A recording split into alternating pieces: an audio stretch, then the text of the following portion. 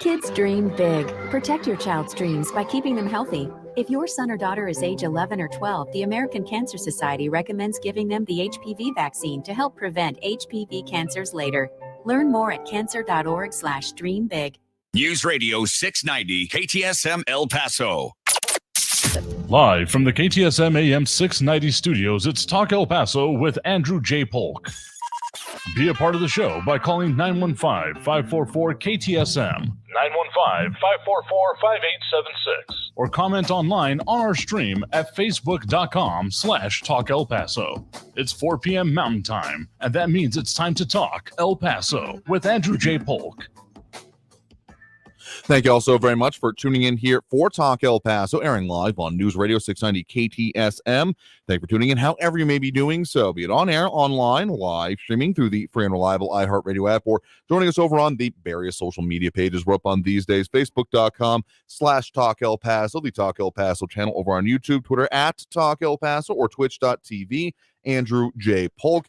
And if you're ever wondering why we keep mentioning those, we always got new people chiming in or maybe wanting to, finding out about the show, and always encouraging people to discuss the things that affect us here in the borderland, because no one else is going to talk about these issues the way we do. I personally just kind of got tired of this is how people there probably feel, or being told how we should feel. And yeah, no, we ain't accepting that. So we delve into the issues and get into all of there, as we already have some of the comments coming in over on the social media, including Ida Beza Gardner. Hello to you as well, and a wave.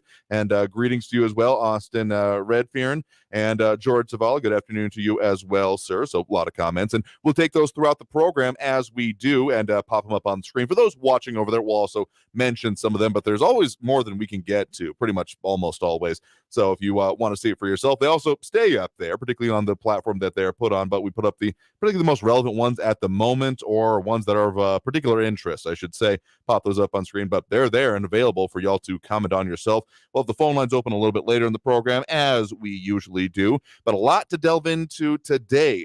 Some familiar topics, but updates to pretty much all of them, including disaster declaration or disaster ordinance. That debate going on at El Paso's City Council involving the migrant response and crisis. Again, specifically referring to the El Paso Texas.gov and the migrant crisis dashboard. Let me quoting from there, and some new data coming out there.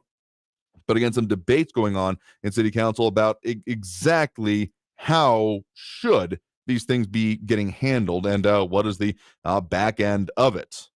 So some of the details there, as well as, of course, a whole lot more going on involving the district attorney's office. Hundreds of new cases seeking to be dismissed due to El Paso DA office inaction. So more updates there as we got them. And we'll be checking in with our news partners at KFOX 14. Fill-in this week, we'll be talking with senior co-anchor Erica Castillo about some of her reporting, some of the big stories that are going on in our region, and where viewers probably going to touch on politics there.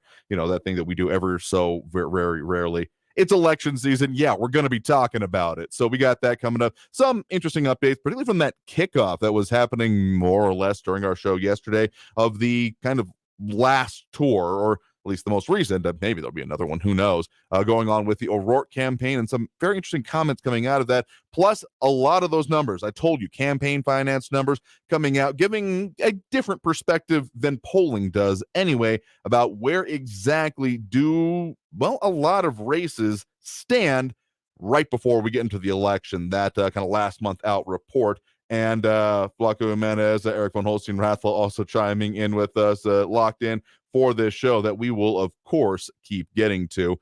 So, yeah, busy day, and we'll cram all that we can, plus your comments and calls a little bit later in the show as we do. So let's just dive straight into it here. Specifically, again, 400 additional criminal cases could be dismissed due to El Paso DA office inaction. That's the title of the article from our news partners there at KFOX 14 from today, with public defender Kelly Childress saying another 400 motions to dismiss more cases filed Wednesday, and expect to be heard next week at the El Paso County Courthouse. So a little bit under a week from now on Tuesday. And of course, as has been previously noted, that these district attorney's office response has been in general that cases can be refiled, but there are, of course, some issues in the meantime. It's not exactly a clean process, and these go all the way from misdemeanors down to lower level felonies are the possibles here. And according to the Assistant District Attorney, Douglas Tinneman, again, speaking to our news partners at KFOX 14, saying for misdemeanors, that's 2 years to refile. For felonies, that's the start at 3 years and going up depending on the severity of the felony. But as been previously discussed on this program, if a case is dismissed, that means any motions or orders that have been entered into the meantime don't stick around and have to be filed for separately. There's also Eric McNabb and chiming in on the quality of information, and we'll of course keep debating these, but a whole lot of issues and things we'll keep getting into with that. One other thing involving city council, of course, we had some discussion on the expansion of a emergency ordinance. Now, let me clarify here, because there have been some questions that have come up from you all, as well as maybe a little bit of confusion, and I'll admit to not being maybe entirely clear on my own part here. So questions specifically come up. I want to say Ben asked this, but if I'm misattributing, correct me. About wondering about the authority of the response we've been dealing with on the order of millions of dollars out of public local coffers. At the very least, there's about $10 million that the city has looked at either into immediate expansion of services or contract contingency expansions just in the busing arena. And there are still some lingering questions about federal reimbursements for the local coffers from that. But I mean, the upshot is that all is still then taxpayer funds.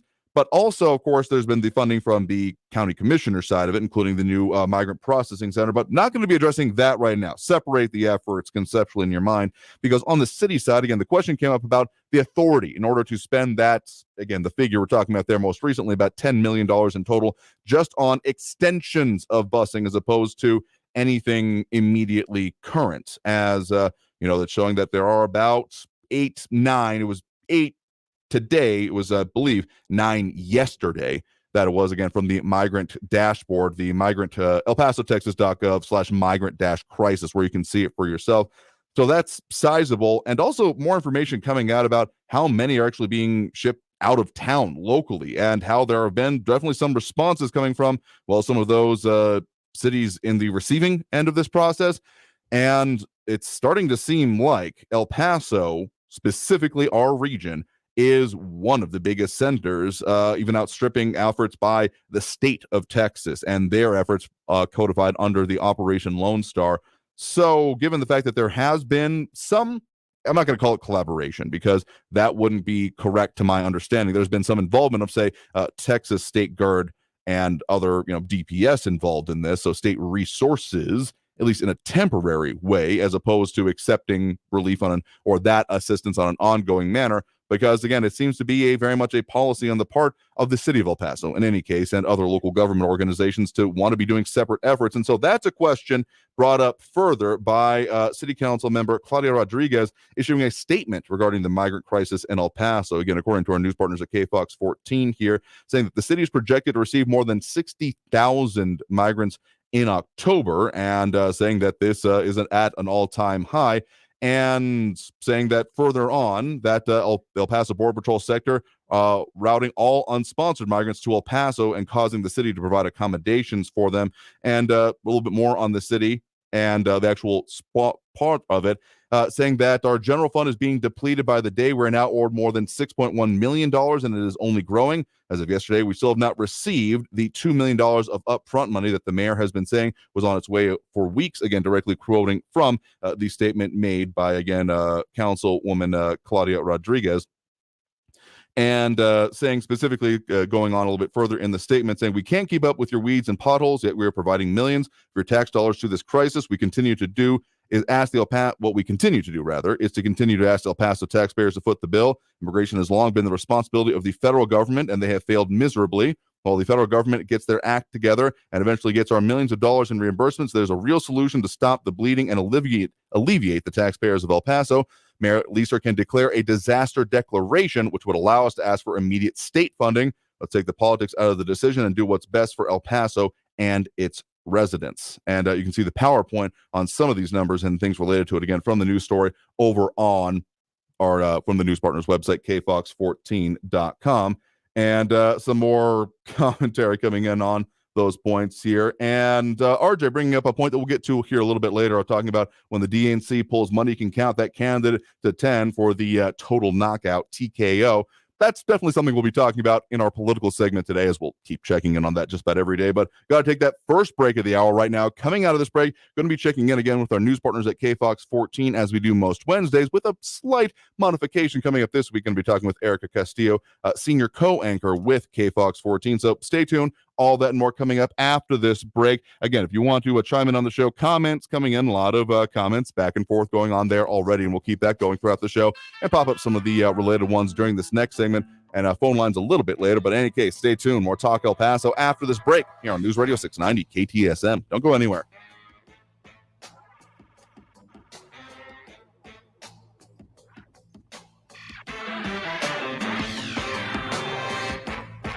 Traffic all day. News Radio 690.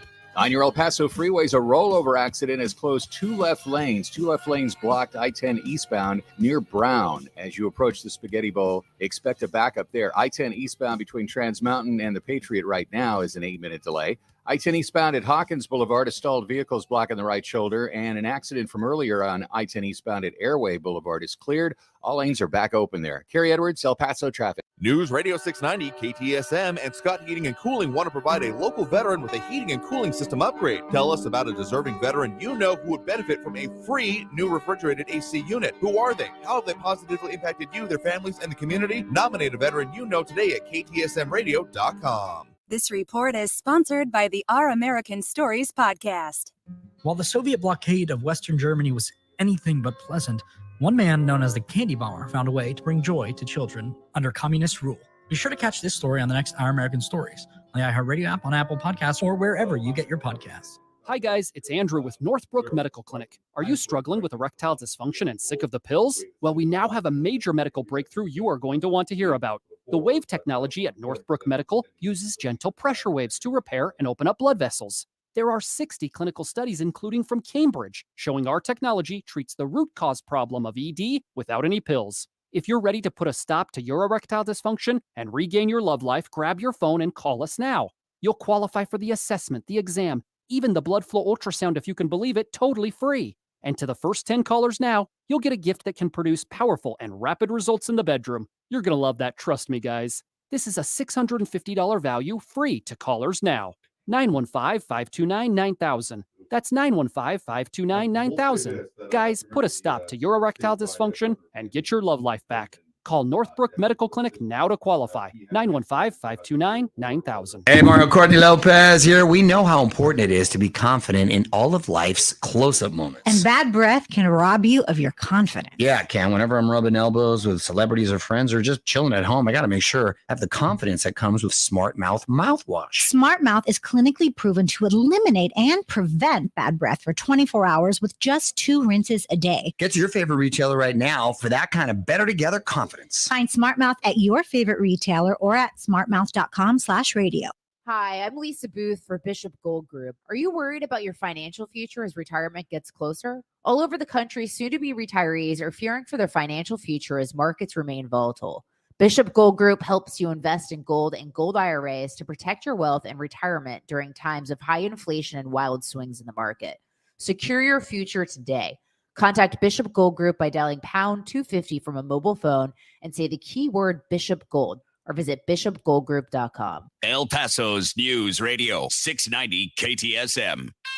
Live from the KTSM AM 690 studios, it's Talk El Paso with Andrew J. Polk. To be a part of the show, follow on Facebook at facebook.com/Talk El Paso. Now here's your host, Andrew J. Polk. Thank you all so very much for joining us here for Talk El Paso, airing live on News Radio 690 KTSM. I'm your host, Andrew J. Polk. Thank you for tuning in, however you may be doing so, be it on air, online, live streaming through the free and reliable iHeartRadio app, or joining us over on the various social media pages, Facebook, YouTube, Twitter, and Twitch. A lot of comments coming there, including Ion Graham, Kathy Codry, Calvin Williams, Flaco Jimenez, Eric Von Holstein Rathlow, Eric McNabb, RJ, George Cervala, who else am I missing here? Kathy Codry, if I didn't say that already. Flaco Jimenez, if I didn't say that either. And Ida Beza Gardner, Allison Redfern, driving those likes and reacts. Easier kind of way to put this here. We do have Deborah Fry, as well as a few others. Not really showing up for the moment here, but don't worry, if you put your like on there, they just may not be able to see it at this exact moment here. We refresh and so we can get to it. There we go. That looks better. We do have people chiming in that way. And so we have on the likes Flocke Menace, Bernadette Van de Cole, Richard Janasik, Ion Grimm, James Holmes, Austin Redfern, Robbie Flores, Ida Beza Gardner, and Monica Cervantes. Do appreciate that, as it helps with the algorithmic things that we always seek to do. And a lot of points here, including direct question. George Zavala asking, Mr. Polk, can't we get reimbursed from the federal government for these expenses?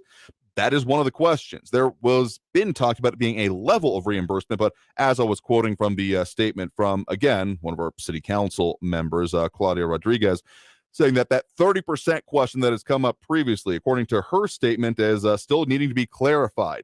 Quoting directly from that again, quote, also, we learned that the city staff has requested clarification of what the, quote, 30%, end quote, within the, quote, threshold means, and we have not yet received a response from the federal government on this. If the federal government only reimburses us 30% of transportation costs, we are in trouble because most of our expenses are due to transportation, and then in parentheses, busing, end quote. So, yes, to an extent, but again, taking directly from city council members here, there is a level of concern about what that will actually mean and what way it'll be. And some other comments coming in about this costing things and the parts of it. Eric McNabb saying El Pasoans' taxes aren't going up because of immigrants, right-wing fear-mongering. No one in our city government is as concerned as those on the conservative talk radio because they know these things.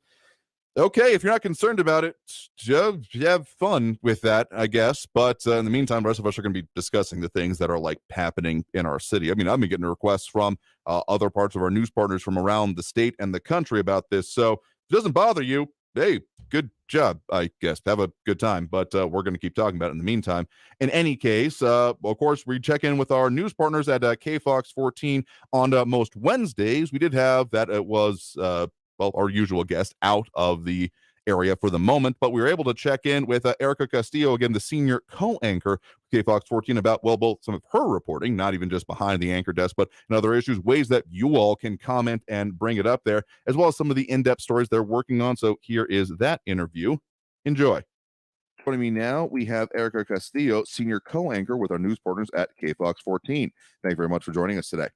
It's my pleasure to be here, Andrew. Absolutely happy to talk with you here on this pre-recorded segment. And we're talking about, as most we do Wednesdays, people have gotten familiar with the segments we're doing on some of the in-depth and other reporting going on with you all. Graciously agreed for you to step in this week as Stephanie Seifert, our more frequent guest, is out. And so, of course, you have your own set of recurring segments that we've discussed at part previously in these segments, specifically the branded Carpe Diem. And the one you have coming up this week, or actually on right now, is about potholes. But for those who have missed our previous discussions about it, I mean, this is a specifically, kind of viewer response driven segment. How do these come about? How do you conceive about these? What's the kind of background information that would help people understand how you put these reports together?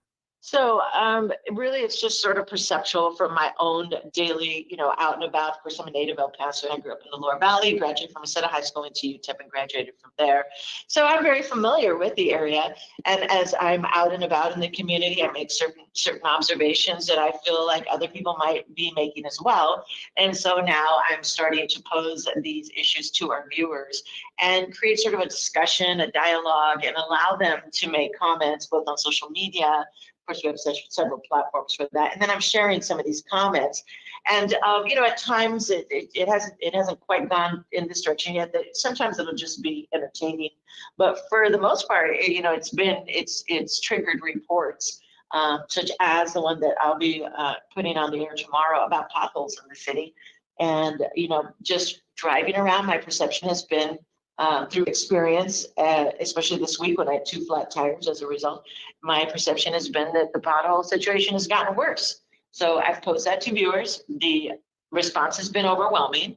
And so now I'm looking into it with the city, and I will report what I find to our viewers tomorrow and share their comments as well. So what it is, it's set up as a question on Tuesdays, Carpe Diem with Erica. And then on Thursdays, it's set up as Carpe Diem with you, the viewer, and we share those comments then. Okay, so again, the viewer-driven engagement part of it is definitely sounding like a very core component of it, but it's not even just the what do you all think? You're also then taking it further, like you said, specifically with this one, and then taking that level of response. I mean, anyone who has been, in the industry and been involving this or dealt with anyone, dealing with media and local reporting, it's often put that, having that local response, having specific individuals you can point to, as opposed to, well, people are concerned about this, that can be a little bit easy to get waved off by elected officials, other, officials in town, whatever, saying like, well, we won't speculate. So when you're able to bring to them specific concerns, like, no, I have heard about people and here are some of the responses on this issue, what do you have to say about that? It tends to generate a bit of a different response from those officials. I think you're absolutely right, Andrew. I mean, there's just a level of accountability that rises when you actually have something you can put before our city leaders or those who are accountable to the people of El Paso for what's happening in our city. Absolutely. So that's one of the aspects of your reports coming up here. But of course, people can just add their 2 cents regardless of that. So again, talking this week about potholes, I have not managed to get a flat tire from that yet. Very sorry to hear that you have, but very interested to see how your report will be coming out. And you'll be having some coming out again with the, Carpe Diem with you later this week, but you even have some coming up today. Is that right? Well, today I'm working on this, but it's funny that you mentioned that you haven't had this experience too much. And one thing that I have found overwhelmingly, there's a common theme from the people who've responded, and many of them have responded with visual evidence of what they're experiencing. And by and large, the most complaints are coming from the east side. Of course, there's a lot on the west side. There's a big project that's going to get underway on Schuster, and Schuster's just a disaster. And there are a number of roads in the Upper Valley that are just, a wreck. You don't even want to drive on them. But by and large, all these complaints are coming from the east side. So I don't know what side of town you live on, Andrew, but I can tell you we're not having very much fun on the east side. Fair enough here. I can understand that. It's not that I'm not seeing them. I've just knock on wood, have not gotten any flat tires from it yet, but I definitely have been doing more than a little bit of I feel like dodging in the roadways here.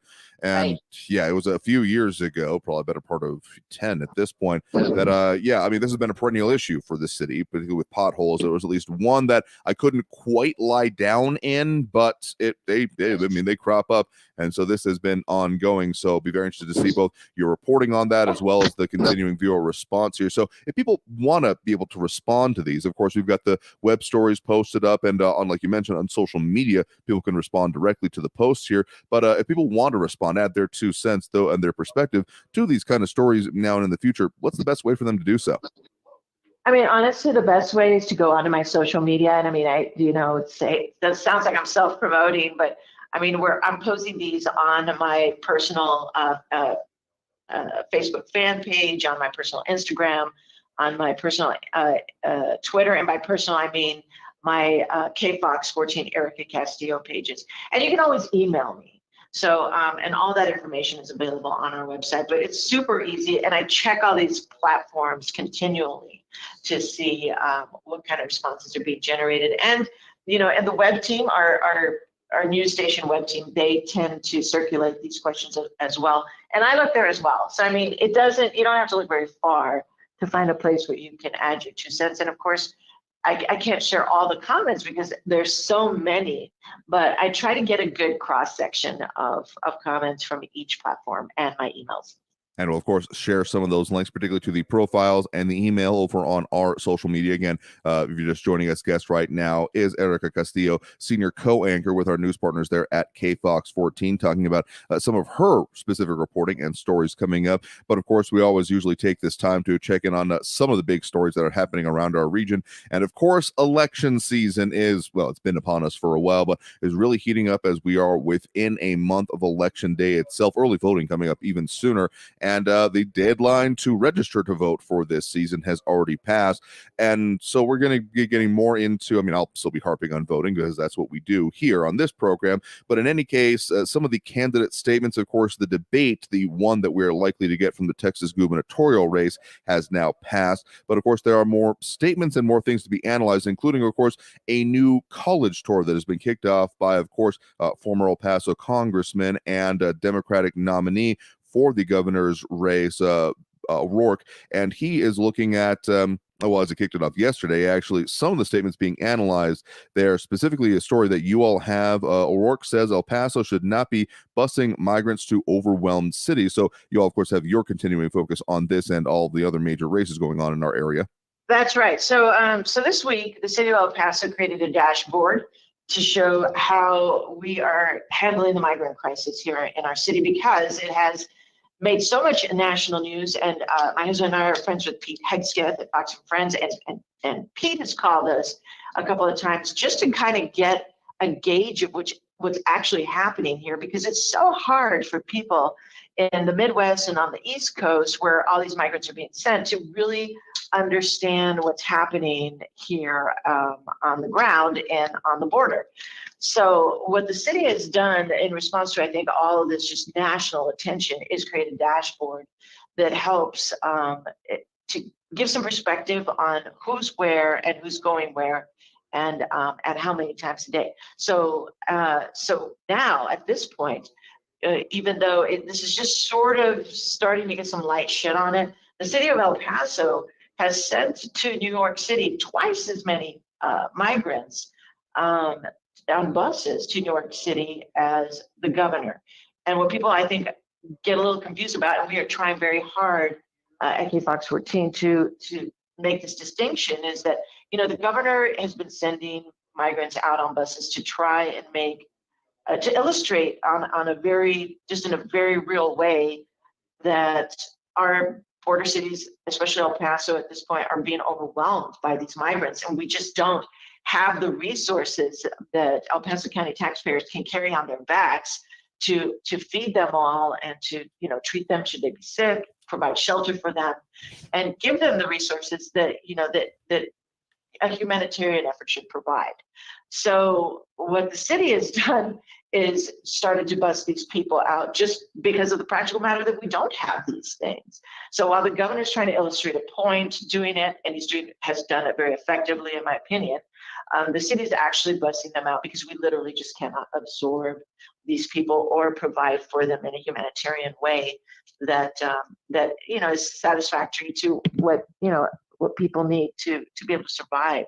So in the meantime, Eric Adams, the mayor of New York City, is begging the city not to send any more people up there, because now they're being overwhelmed, essentially proving to Abbott's point that, it's just too much, and the federal government needs to provide the resources to help these people if we're going to be accepting them all. So this dashboard now creates an actual, it's not a real-time number, but I think it's updated daily. It just came out this week. So it's updated daily on the number of people that we are busing out there, how many buses are going out a day, how many hotels they're staying in, how many people are in each hotel. It's a pretty practical little dashboard. I guess you could compare it to the COVID dashboard that at one point was put in place by the city. But in my opinion, this dashboard is a lot more in detail and shares a lot more of what the situation looks like here. Yeah, so, we've definitely been talking about that dashboard and the comparisons to the COVID dashboard. I'm not going to say that it's more information, and maybe a little bit more concise, but it's still a lot to wade through. And that's something that we had noticed and discussed on this program recently, as well as the sheer number, given some of the numbers specifically that Mayor Adams in New York was discussing about their arrivals and what they're having to deal with. That could be seen as the number that has come out from El Paso, about 300 busloads. Again, as of yesterday, it is updated daily.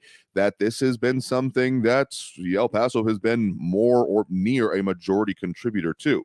So that's interesting in its own right, and something, of course, we're going to be continuing to keep an eye on, as well as you all are. And so getting those answers and those kind of in-depth things are often difficult, and I'm sure that's something you're all are keeping up with the city. Even in light of this information, it just kind of raises more questions that, of course, need to be followed up on. Sure, but I do like, though, that now the rest of the world can get a gauge of what's actually happening here, and so take a look at it. You mentioned gubernatorial candidate, Democratic candidate Beto O'Rourke here yesterday, and we did pose the question to him, how he feels about El Paso busing all these migrants to New York City while the mayor there is begging us to stop, and he's about as vague as all our city leaders are about it. And I mean, really, there's no clear answer. And nobody's really saying much about it, except that we're just kind of doing what we have to do because we can't provide for everybody here. And what we are providing, we're going to be reimbursed for. And that's something we're also trying to make sure that we're following at KFOX 14 to make sure that we're getting reimbursed. And that's also a difficult track to follow right now. And at least one other point I want to make sure we mentioned here, of course, in-depth reporting is another thing we definitely usually refer to in these segments. And in a different way, we've got more of that coming up here. A lot of special reports will be coming out from, other of your colleagues there at KFOX 14 and partner stations. And of course, you have one that you're working on your own to come up a little bit later next month, right? Right. So in the process of some of my reporting, I have discovered that the city of El Paso has that our resources here, our county hospital, University Medical Center, has absorbed and treated the most these injuries. They're not perennial falls, but they're injuries that cause your spine to contract. They're injuries that are caused by high falls. And UMC experiences more of these kind of traumatic injuries than any other place in the country. And of course, it's a direct result of people as of lately falling off the wall. And it's an interesting story. It's an interesting report because as I talk to Border Patrol and as I talk to trauma surgeons at UMC, and as I try to get answers to UMC about how much it costs for the city of El Paso's taxpayers to help treat these injuries, at the end of the day, what it comes down to is that the most amount of injuries that happen to migrants are actually not on the wall. These are just very traumatic injuries that the county hospital ends up with. The county taxpayers end up, having to pay for. But the interesting thing is that, there may be a perception that people are just sort of running to these walls and trying to get over the wall and this act of desperation to get to the United States after these long journeys they've traversed through jungles and, coyotes and all these just terrible circumstances. But the reality is that the cartels are literally taking them to the wall and say, all right, this is it. This is the end of the road. We're leaving you here. Here's this makeshift little ladder that looks like something your grandmother would grow grapevines on in her backyard. And you're going to use this to get over this fence and we're out of here. So these poor people are being abandoned at these walls and just trying to make their way over as best they can. And unfortunately, many are being traumatically injured. And of course, that's some of your special reporting that'll be coming up next month. So we'll be keeping updates on that and checking more on that related to some of these circumstances we're talking about here. Again, guest right now has been Erica Castillo, senior co-anchor with our news partners there at KFOX 14. Again, we'll be sharing some of your social media and the email address that you mentioned if people want to chime in on any of the upcoming Carpe Diem segments. And so thank you very much for taking the time to speak with us today, checking in as we do most Wednesdays with y'all over there about some of the important stories and, of course, ways people can interact with them going on with your reporting here today. It's been a pleasure. Thank you, Andrew.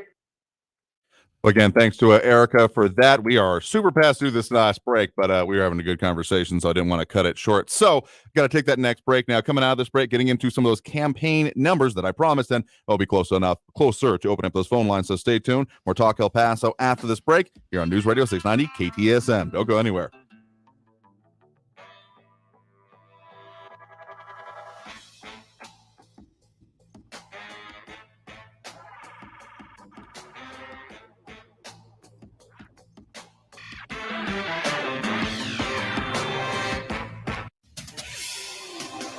El Paso's News Radio 690 KTSM.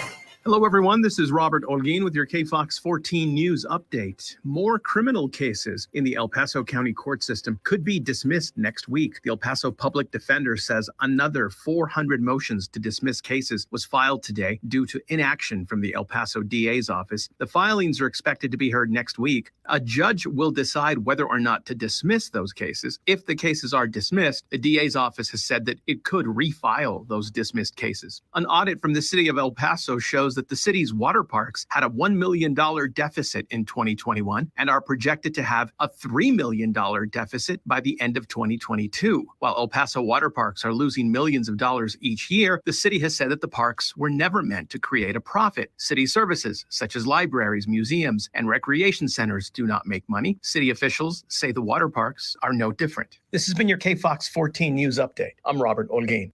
News Radio 690. Traffic all day. From the CBS 4 Warren Weather Center, I'm forecaster Vania Castillo. We're in for another beautiful Wednesday here in the borderland. Definitely seeing those temperatures increasing, though. We are expecting to reach a high of 83 degrees here in El Paso, 80 in Las Cruces. And while that is closer to average for this time of the year, definitely warmer than the temperatures we've been seeing. We're also expecting to stay pretty dry today, but that could change as early as this weekend. We are expecting to see that rain making its way back into the borderland, as well as cooler temperatures. This report is sponsored by Chucky. A new season is here, and with it, major delays being reported due to another killer doll with a shady plan. Just how many Chuckies are there? Chucky is here to chuck stuff up, including our freeways. Chucky Season 2, Wednesdays 9/8 Central, only on USA and Sci-Fi. At Affordable Dentures and Implants, that moment when we see a patient smile is everything to us. And we're proud to have helped millions of patients improve their smiles through affordable tooth replacement options. So whether it's a single tooth, full dentures, or dental implants, Affordable Dentures and Implants is here to help you. Go ahead and smile. Our new El Paso office, led by Dr. Kiso Uradiegu, is now open at 11917 Gatewood Boulevard West in Las Palmas Marketplace near Kohl's. To schedule a free new patient consultation, call 1-800-DENTURE or visit affordabledentures.com. That's 1-800-DENTURE or visit affordabledentures.com. Again, our new El Paso office is now open at 11917 Gatewood Boulevard West in Las Palmas Marketplace near Kohl's. Affordable Dentures and Implants. Go ahead and smile. Go ahead and smile. Talk El Paso, bringing you the biggest stories from the borderland and beyond, 4 to 6 p.m. every weekday, brought to you in part by Sergio Lewis Body Shop. Call the pros at 915-593-0191. That's Talk El Paso, Monday through Friday at 4, right here on News Radio 690 KTSM. Your quality of life and your retirement are under attack because the Fed and the administration has chosen to fight the wrong war.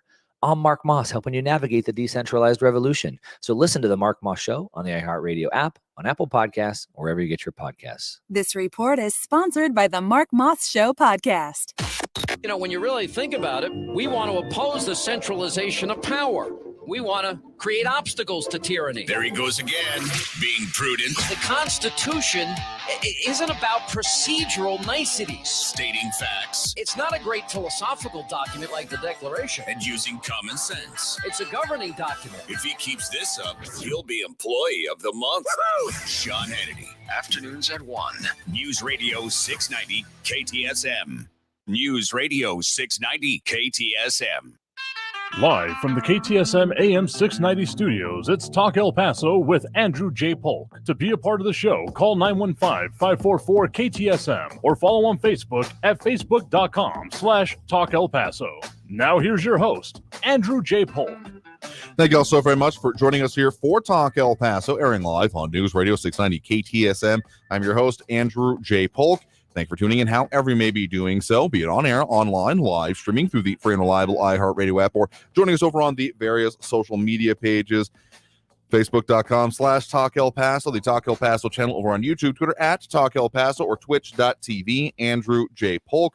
Lot of comments coming in there. The volume, we try to pop up some of the more relevant ones during a previous segment. Again, thanks to Erica Castillo, senior co-anchor at KFOX 14 and our news partners there. And just as a note, very focused on local discussions, local journalism, and people who are like accountable to the community. So anyone saying that based on any category besides the work that they've done, that they are unqualified or, to quote a phrase being used, a shill, yeah, I don't expect that to be a flight that's going to take off from this runway show. But in any case, getting back to one of the things that I, of course, mentioned that we'll be getting into here, of course, our election coverage, and we have a lot of details to get into.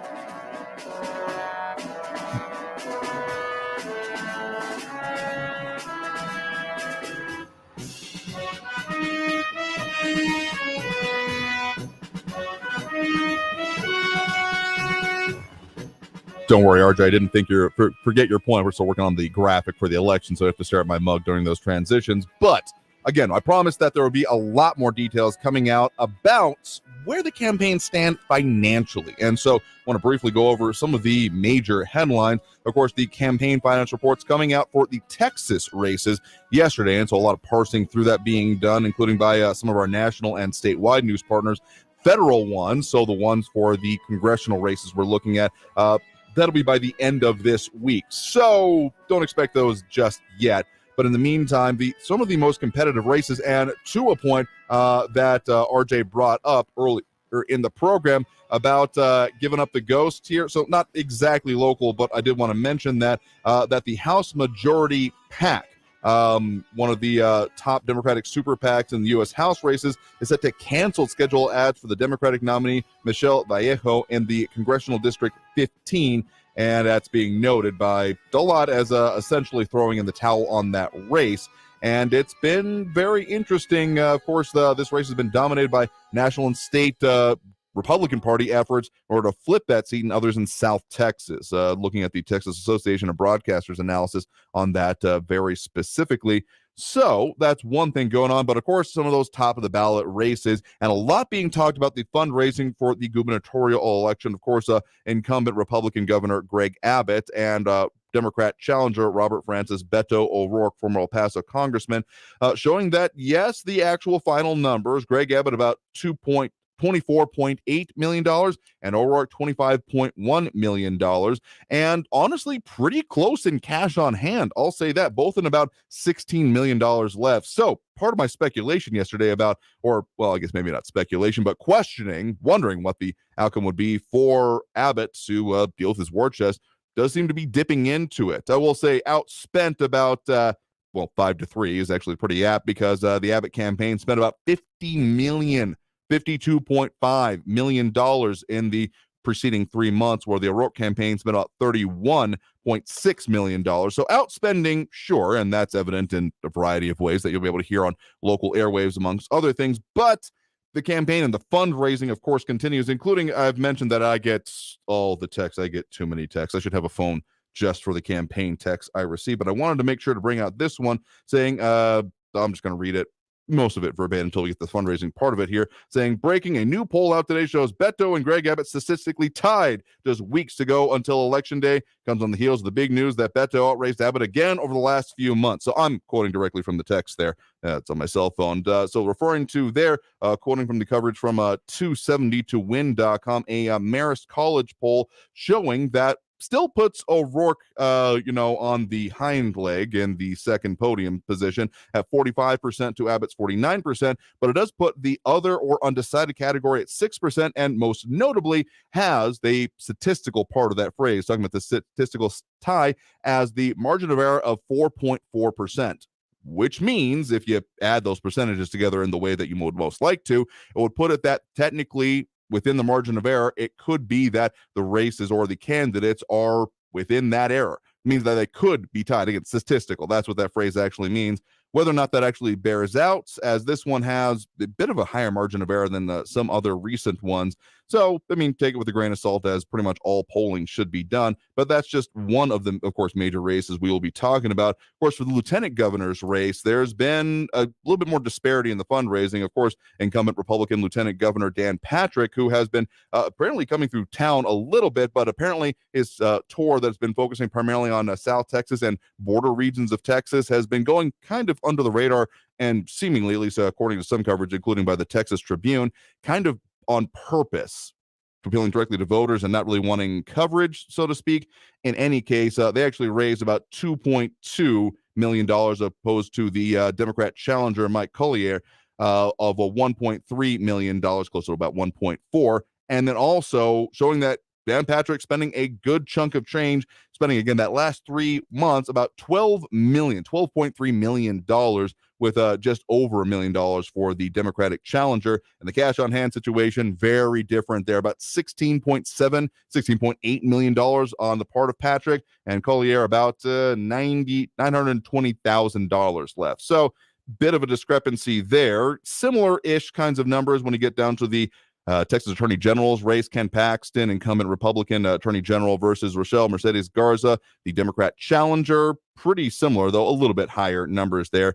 One that is actually the opposite way in terms of the parties of the candidates anyway, would be Sid Miller for Agricultural Commissioner, not raising a whole lot, just $48,000 in that preceding 3 months versus the Democrat challenger, Susan Hayes, about $111,000. So cash on hand situation is a bit reversed there, but it's just interesting to see how that works. And of course, this does not mean that these will automatically translate to votes, but it is showing how much, well, gas is left in the tank, so to speak, for each of these campaigns. There's even more that we'll, of course, delve into here, including some of those races that are getting at least some of the funding run from getting pulled out from under them. But we got to end up taking that next break right now. So, of course, keep delving into that and a whole lot more. So stay tuned for Talk El Paso after this break here on News Radio 690 KTSM. And we will, of course, be opening up those phone lines as we do at this point during the show. So if you want to chime in, that number to call is 915-544-5876,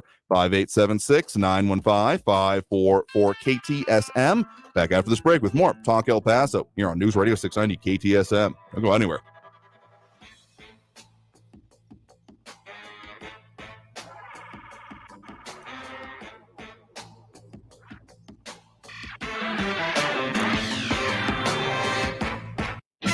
Traffic all day. News Radio 690. On the I-10 eastbound, that earlier rollover near Brown has cleared. All lanes are back open there, but there's still a 15-minute delay from Cotton all the way back to Artcraft. Gateway East at Zaragoza, an accident reported, and a crash reported with El Paso Fire on the scene. Dyer northbound at Ellerthorpe Avenue. Carrie Edwards, El Paso traffic. This report is sponsored by Chucky. A new season is here, and with it, major delays being reported due to another killer doll with a shady plan. Just how many Chuckies are there? Chucky is here to chuck stuff up, including our freeways. Chucky Season 2, Wednesdays, 9, 8 Central, only on USA and Sci-Fi. Joe Biden's inflation is crushing Americans. Higher costs for gasoline, painful prices at the grocery store. Just about everything costs us more. And just like Biden, Beto O'Rourke supports higher taxes that would crush Texans even more. What does Governor Abbott say? In Texas, we are fighting back, cutting property taxes to help homeowners, producing more energy to lower gas prices. And we passed a constitutional amendment to ban an income tax in Texas. This election, you have a choice. With Beto O'Rourke, it's higher taxes, higher prices, and an economy that's being crushed. With Greg Abbott, it's lower taxes, lower prices, and an economy that's booming. If you're tired of getting crushed by Biden's inflation, join us and keep Texas strong. Greg Abbott for governor. Political ad paid for by Texans for Greg Abbott. For the local issues and discussion you won't get anywhere else, turn to Talk El Paso, weekdays at 4 right here on News Radio 690 KTSM, brought to you in part by the El Paso Community Foundation. Sound off on what matters to you, Monday through Friday, 4 to 6 p.m., and let's talk El Paso. Politicians have led us down the wrong path. Record inflation and cost of living, unsafe border communities, a war on oil and gas jobs. Enough is enough. Catherine Parker will uphold our Texas values. A successful businesswoman and rancher, Catherine Parker will lower inflation and our cost of living. Catherine Parker will work to permanently lower your property taxes. Catherine Parker will stand up to the radicals who threaten our values and put our families in harm's way. Catherine Parker will secure our border communities and fully fund border security. Catherine Parker will stand with law enforcement and against those who want to defund our police, because our communities deserve to be safe. And Catherine Parker will defend the oil and gas jobs that power our communities. Truth, freedom, prosperity. Vote Catherine Parker for District 74 on November 8th. Political ad paid for by Catherine Parker Campaign. How did George Washington, the father of our country, go from a greedy land grabber to what King George referred to as the greatest man in the world? Well, we'll bring you this story on the next edition of Our American Stories. Be sure to catch it on the iHeartRadio app, on Apple Podcasts, or wherever you get your podcasts. News Radio 690 KTSM El Paso. Live from the KTSM AM 690 studios, it's Talk El Paso with Andrew J. Polk. To be a part of the show, call 915-544-KTSM or follow on Facebook at facebook.com/Talk El Paso. Now here's your host, Andrew J. Polk. Thank you all so very much for joining us here for Talk El Paso, airing live on News Radio 690 KTSM. I'm your host, Andrew J. Polk. Thank you for tuning in, however you may be doing so, be it on air, online, live streaming through the free and reliable iHeartRadio app, or over on the various social media pages, Facebook, YouTube, Twitter, and Twitch, either under Talk El Paso or Andrew J. Polk. Short timing it here this segment, so if you're on the line, we of course have the phone lines open, full up at the moment, but if you want to squeeze in a little bit later, of course, that number to call, 915-544-5876, 544-KTSM. I remember the time that someone called in just because they saw the number on screen as they were randomly browsing the internet and were surprised they were on a radio show. Anyway, if you want to call in, that's what that does. And don't want to short shrift anyone with their calls here. So if you're on the line, stay there. We'll get to more of those calls next segment as we do, again, hour two of the program. But wanted to just at least one comment here because, as I've often said, I take criticism, praise, constructive criticism, all in equal measure. And so one criticism coming in here, Eric McNabb addressing me saying, Mr. Polk, you purposely misled one of your callers yesterday who was pushing the idea Beto is running for political races to pocket funds. From recalling the caller you're referencing there correctly, was asking what happens if funds are unused after the end of the election. And given the fact that we are seeing some serious expenditures, particularly in the gubernatorial race is what he was addressing, kind of going to be a little bit surprised if there's anything left of the tank at the end of this, particularly as we're getting into that last month and about neck and neck and cash on hand. But that's not really a question here. It's about the misleading of it. And of course, he was mostly concerned about, O'Rourke and that campaign. And I said that technically, no, it is not legal. But what I was addressing there is the law. At no point did I say that, and this is what I expect the O'Rourke campaign to do or anything like that. Because, if it's a good candidate that wins, obviously that will then just stay with their campaign if they're able to run again. But I have done the deep dive into what the law does actually allow. And the entire realm of charitable donations, once you start getting into the millions of dollars, starts getting a little bit squidgy. Starts getting a little bit, again, kind of a different set of rules than you or I would ever really experience. So if you took that as lambasting the campaign, I'm sorry you misheard, but we're going to keep talking about the realities of things here. So no, I did not even say that O'Rourke has, as you put it, any art charities. It was an example that I used of how things of donations of millions of dollars still end up being control. A phrase that kind of guides it is the own nothing but control everything. It kind of fits into that vein. So by no means am I accusing the O'Rourke campaign of doing anything. Hell, the campaign is still going on. But I'm just saying that in answer to the question about what can happen to the money at the end of it, giving donated charities is one of the definable way. Look at the Texas Secretary of State website, or really any of the particularly federally ones, and those are the answers you'll get. So if you disagree with me on the fact that these can't happen, would be very interested to know your research on that point here. But we got to take that next break now. Coming out of this break, we are going to be talking even more about these issues and taking those calls. So again, the number one more time, still full up, but just to make sure you got it down, 915-544-5876, 915-544-KTSM. Back after this break with more Talk El Paso here on News Radio 690 KTSM. Stay tuned.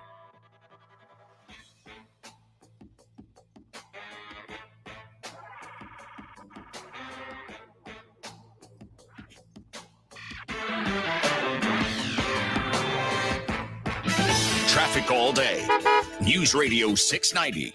On the I-10 eastbound, that earlier rollover near Brown has cleared. All lanes are back open there, but there's still a 15-minute delay from Cotton all the way back to Artcraft. Gateway East at Zaragoza, an accident reported, and a crash reported with El Paso Fire on the scene. Dyer northbound at Ellerthorpe Avenue. Carrie Edwards, El Paso traffic. From fuel injectors to intake valves to combustion chambers and beyond, your car's emission system takes a beating. It gets choked with baked-on carbon that affects your air-to-fuel ratio, slowing you down. You gotta keep it clean to get top performance, longer vehicle life, higher gas mileage, and to pass state emissions testing. Show your car some love with CRC Guaranteed to Pass Emission System Cleaner. Yep, guaranteed to pass. Strong language for a strong product. And here's some more. Double your money back if you don't pass. You know it's gotta work.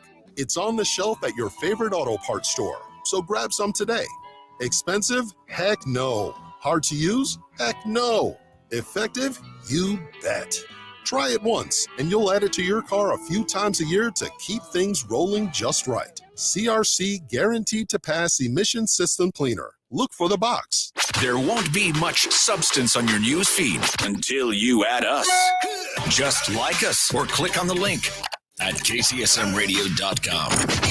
News on the hour and the hat. Traffic and weather all day. News Radio 690 is KTSM AM El Paso, an iHeart radio station. NBC News Radio, I'm Brian Shook. A Connecticut jury is ordering Alex Jones to pay nearly $1 billion to multiple families of Sandy Hook victims. The InfoWars host and conspiracy theorist had already been found liable by a judge over his repeated claims that the 2012 Sandy Hook school massacre was a hoax. The plaintiffs alleged that Jones made millions of dollars off the claims and caused his followers to torment the families of the victims. Los Angeles City Councilwoman Nuri Martinez is resigning. She was caught up in a scandal after a taped conversation was leaked in which she made racist remarks. Martinez had previously only resigned as council president. Vladimir Putin will continue to spend more money in his war until Ukraine is finally able to fight off Russia's invasion. Our joint collaboration is bringing the victory of Ukraine.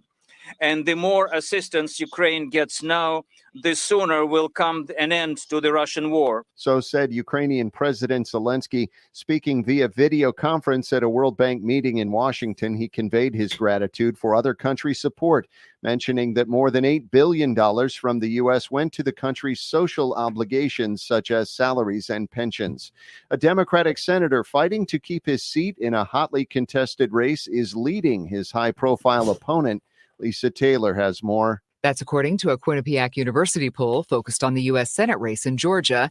The survey found Raphael Warnock leads Republican Herschel Walker 52 to 45%. That's almost unchanged from a poll conducted last month.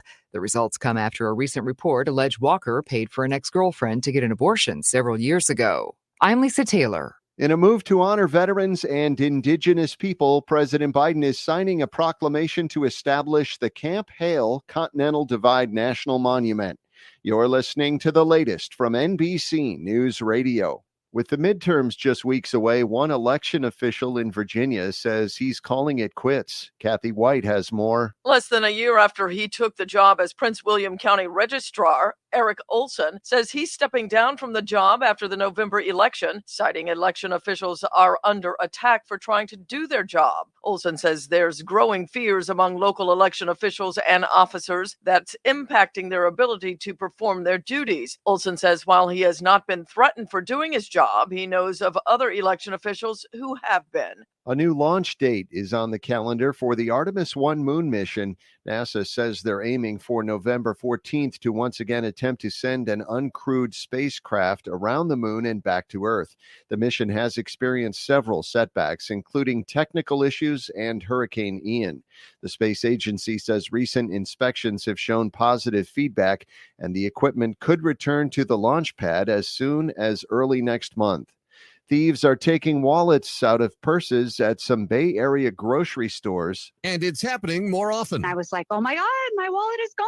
Somebody took my wallet. So I felt really, really violated. That woman walked away from her purse for just a moment while shopping at a Trader Joe's in San Jose, and the thief reached in and grabbed the wallet. 4 minutes later, they're at Macy's at Oak Ridge trying to use my American Express. They tried to charge $8,000 on the card. Other Trader Joe's in the Bay Area have reported similar incidents recently. I'm Phil Hewlett. It appears Netflix is the highest bidder to build a new production facility at a former Army base in New Jersey. The company is hoping to construct the facility at the former Fort Monmouth Army base. Meantime, a group of residents from Fort Monmouth are skeptical of the streaming giant's promise, along with Governor Murphy's, of a jobs and economic boon to their neighborhood once the facility opens. Brian Shook, NBC News Radio. This report is sponsored by the Our American Stories podcast. How did George Washington, the father of our country, go from a greedy land grabber to what King George referred to as the greatest man in the world? Well, we'll bring you this story on the next edition of Our American Stories. Be sure to catch it on iHeart Radio app, on Apple Podcasts, or wherever you get your podcasts.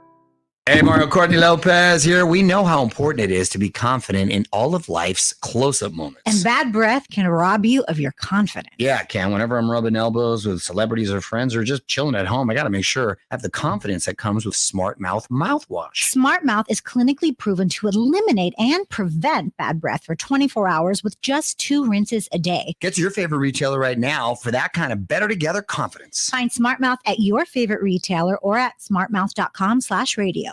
Did you know that by 2050, 1 in every 3 Americans will be Latino? With more than 62 million people, 74% of new workers, and $1.9 trillion in purchasing power, Latinos are an untapped source of future growth. This community means progress. The time is now for everyone, Latinos and non-Latinos, to show our commitment to this community by maximizing the incredible contributions they bring to the U.S. Go to HispanicStar.org and find ways to meaningfully activate during Hispanic Heritage Month.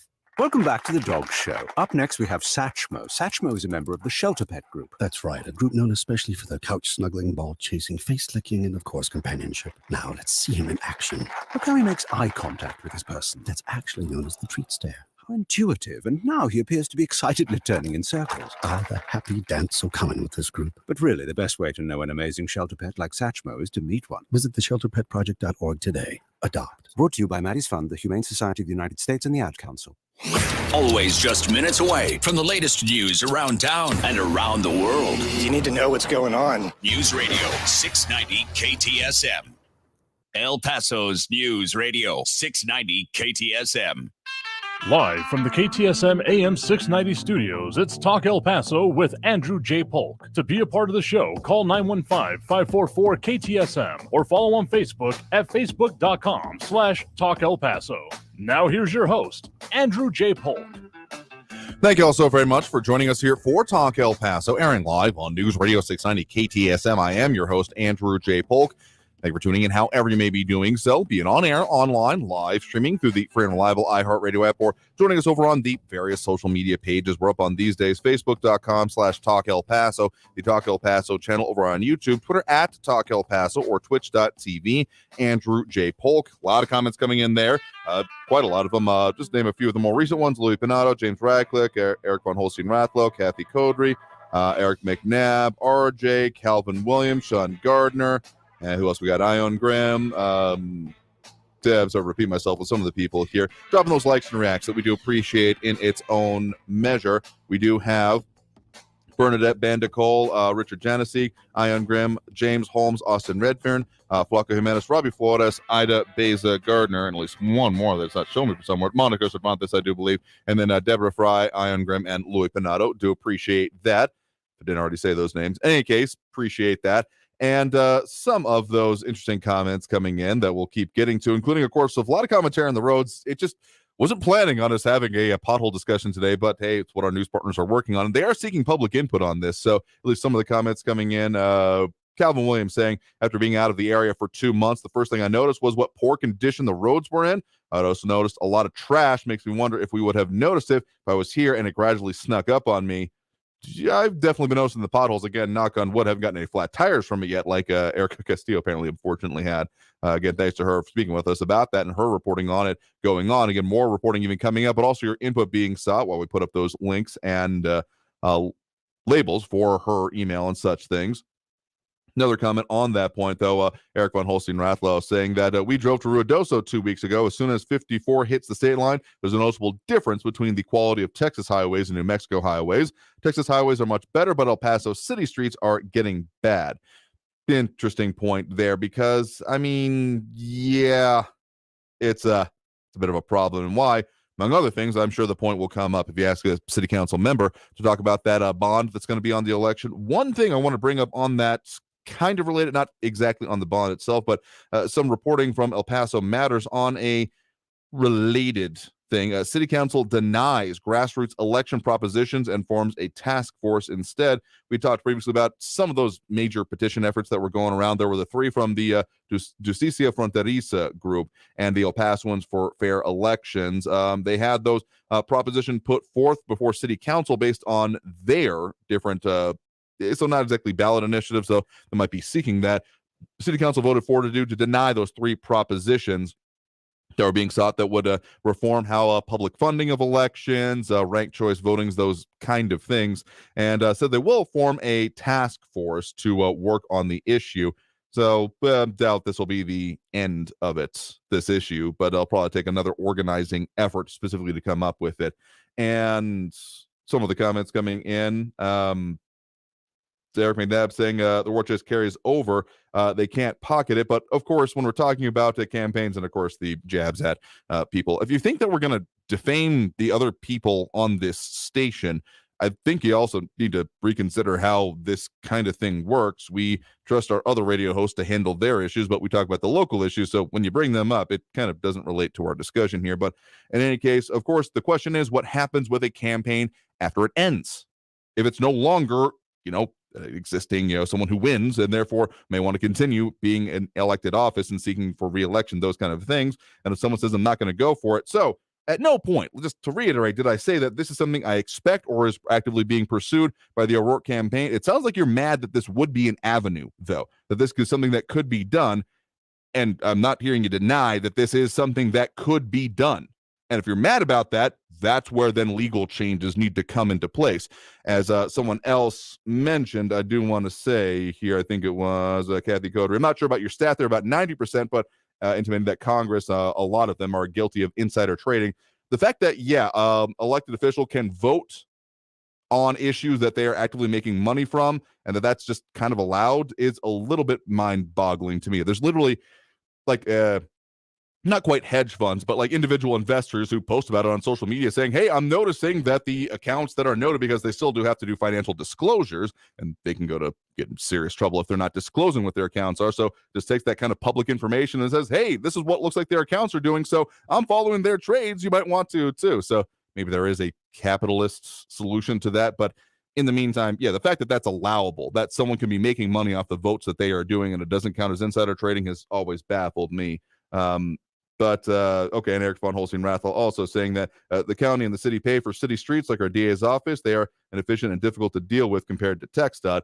Yeah, I'm not saying that TxDOT. I mean, we've had some good relationship with some of the local spokespersons here. Accountability and responsiveness are always pretty much how I end up judging any kind of official, elected or not, but particularly in any governmental office. So, any case, of course, we got those phone lines open right now, still full up, but we delving into those. The number again to call is 915-544-5876, for KTSM. We do have Robert and Chaparral on the line with us here right now. Robert, thanks for joining us. Hey, thank you, Andrew. Appreciate it. Thank you very much. No, sure thing. What's on your mind? I wanted to bring up or say the Messy Frankie brought up a couple weeks ago about having constituents, that your show having constituents from New Mexico paying attention to El Paso, and I just wanted to bring up that that includes me, that includes Chaparral, Las Cruces, TRC, and beyond, and so there are a lot of us in New Mexico paying attention to the program too, and a great many of them are considered conservatives as well, and hopefully I think Frankie, people that won't insult us, people in New Mexico, if we stuff starts happening and everything like that. But I just wanted to remind him about it. But I wanted to also cover right quick on these debates, the debates that are going on. Like Katie Hobbs and Lonely Lake debate, and actually Katie Hobbs isn't going to debate. I think I heard there's another Veritas segment that came on showing her campaign people not wanting her to debate, or she's not wanting to debate. And then there's Fetterman and Mehmet Oz, and I think finally Fetterman is going to debate perhaps at the end of the month. That's a big perhaps. And of course, locally, there's Escobar and Irene Armendariz Jackson. And there's another debate that's probably not going to happen, because I think Irene Armendariz Jackson is always looking for to debate Escobar, but Escobar never wants to debate.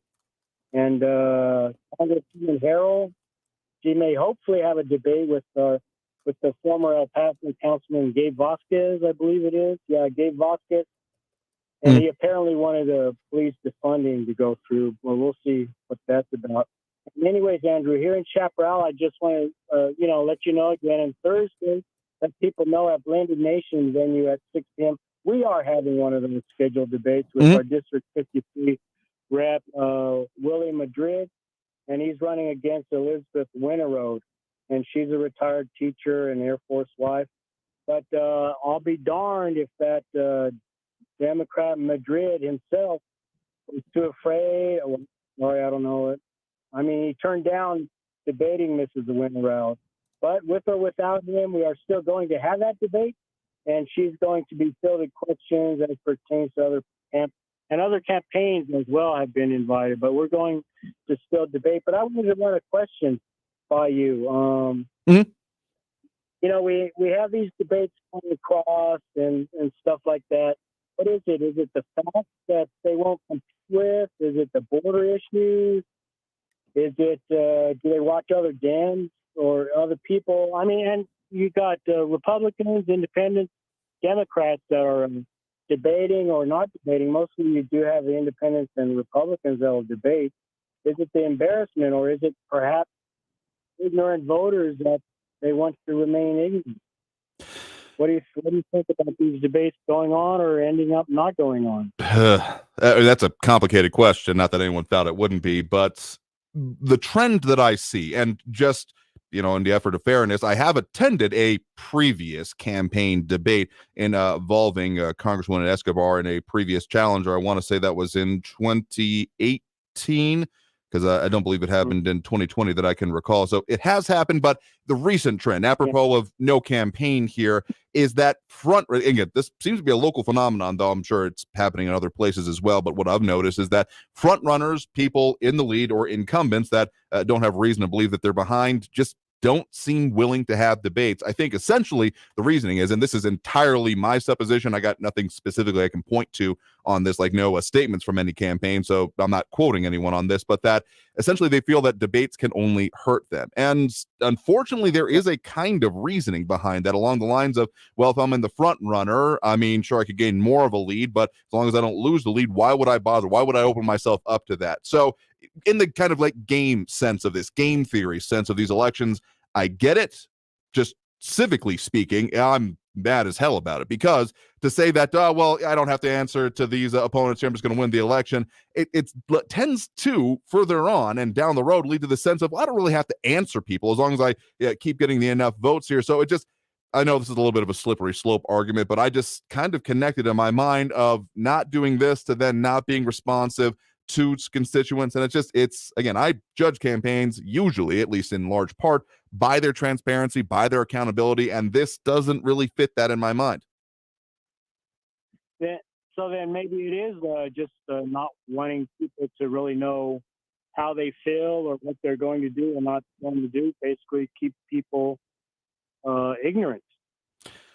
I'll also say I think it also plays into a little bit of that local phenomenon of people not being involved and not willing to go out to the polls here. So I think it's like well, I know my audience. I know the people I need to connect with. I'm already doing that. Why would I allow that to be chipped away at? So I think it's probably a two-part bifold problem. But, well, until we see it change, I don't think we'll know that for certain.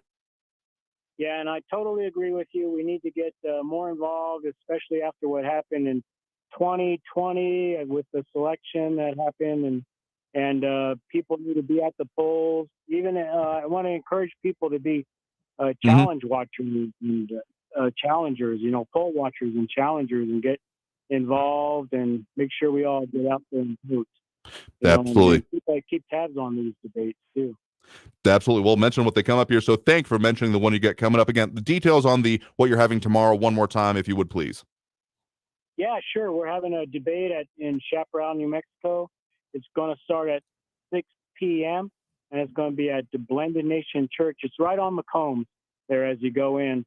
And starts at 6 p.m. It's going to be with Elizabeth Winterhout. And again, the representative Madrid has declined. I mean, the invitation's still open, and to any other campaigns that might come out. So we want to invite people to come on out and include NER, Northeast Raul and Messi Frankie to come on out too, and we welcome them. And so we'll see what happens there.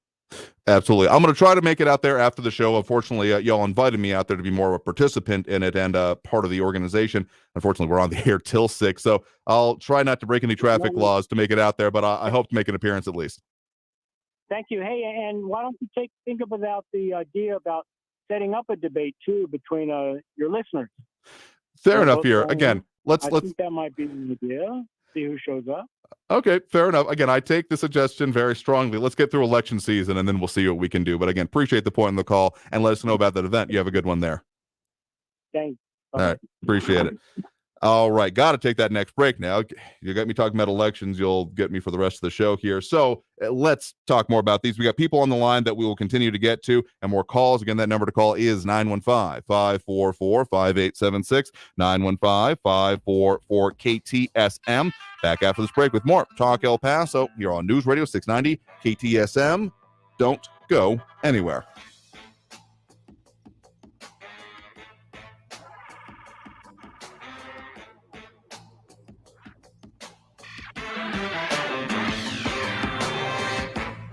Traffic all day. News Radio 690.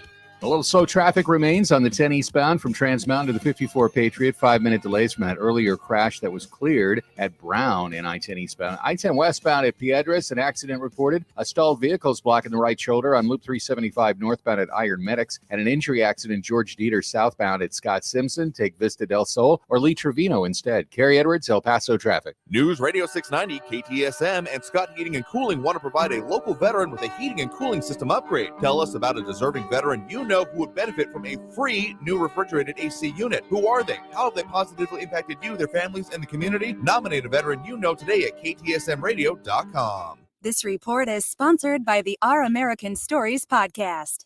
Did you know that Duke basketball's famous or infamous Coach K was nearly fired in 1983? A move which would have kept his legacy from even happening in the first place. Be sure to catch this week's edition of Our American Stories on the iHeartRadio app, on Apple Podcasts, or wherever you get your podcasts.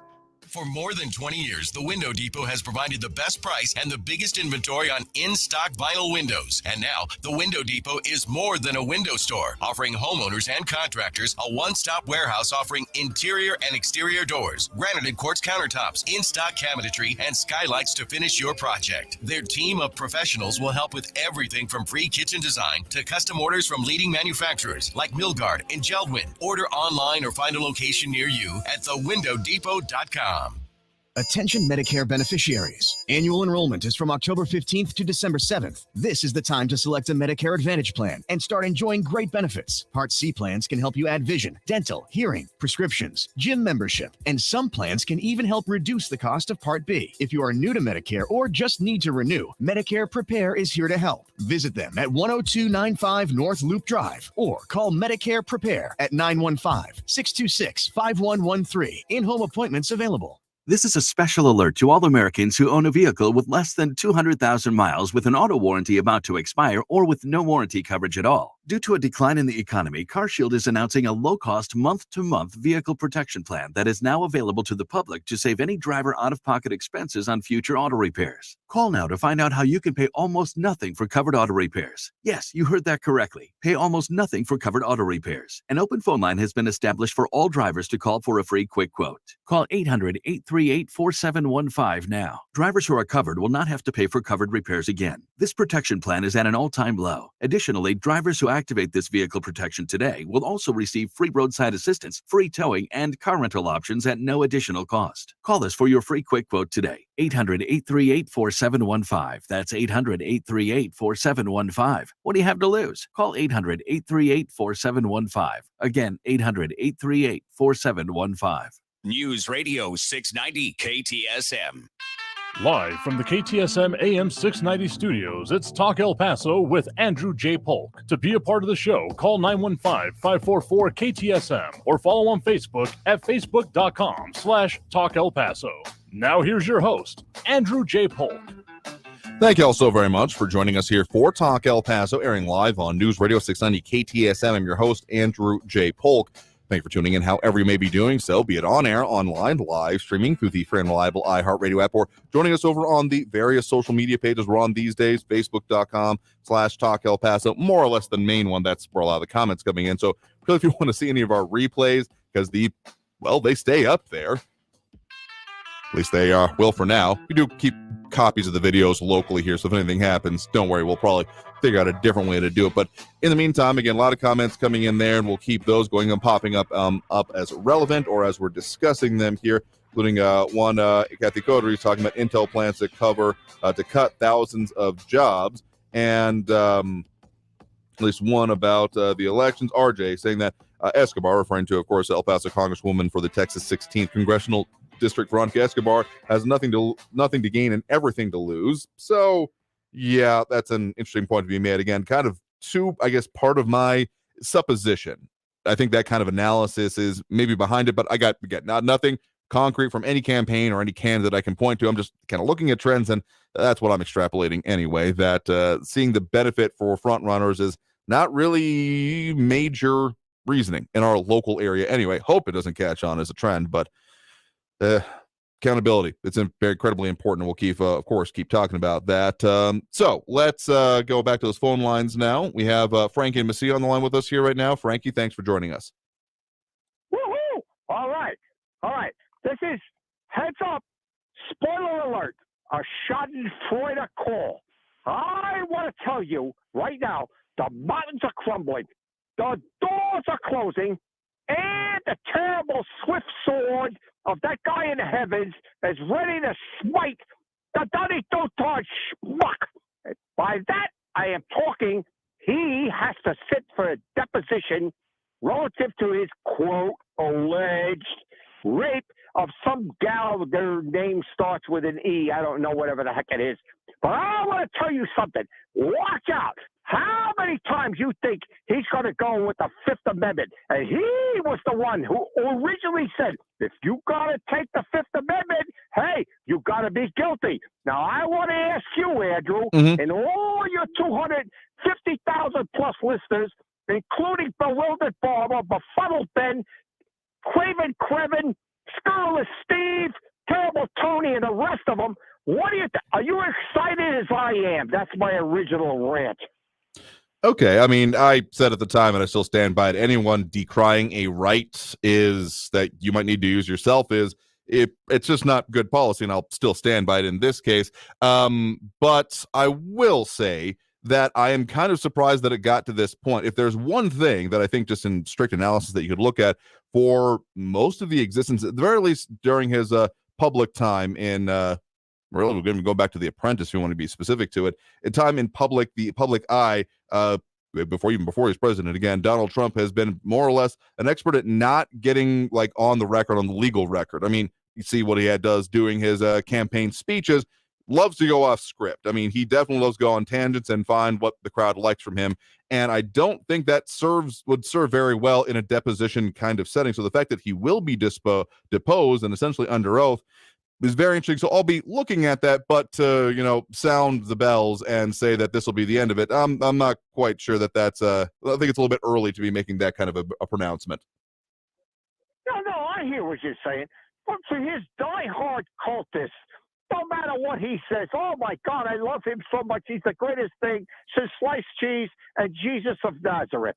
What I want to say, this is so stupid. This guy is going to go out and say every fourth word, fifth word, or every word, he's going to be saying, I take the fifth. Now, before I end this, hey, Ben, listen to me. I know you go with this. Let's go, Brandon. But I want to tell you something. Listen to what I'm saying here now, Ben. Pay attention. What Rex said. That's all I want to say. All right. Well, thanks for the point in the call. Do appreciate it. All right. Bye. All right. Have a good one there. Speaking of which, I do believe we have next on the line here. We do have Ben on the east side here with us right now. Ben, thanks for joining us. Hey, Andrew. Befuddled Ben here. Just wanted one thing to say is that there was a debate that was supposed to take place between Guadalupe Hinier and Judge Samaniego, and it turns out that somebody's not going to show up to that debate. Okay. And, I wonder which one that would be.